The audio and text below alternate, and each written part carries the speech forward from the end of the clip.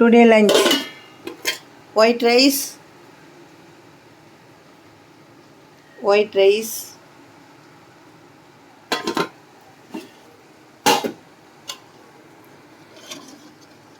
காரக்குழம்பு, முட்டை உடைச்சி ஊற்றி காரக்குழம்பு.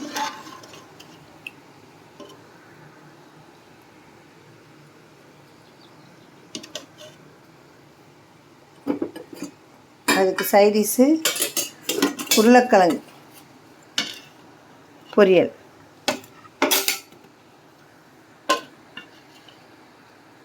உருளைக்கிழங்கு ரவுண்ட் ரவுண்டாக வெட்டி போட்டு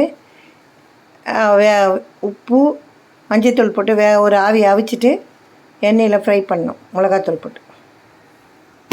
அப்பளம்.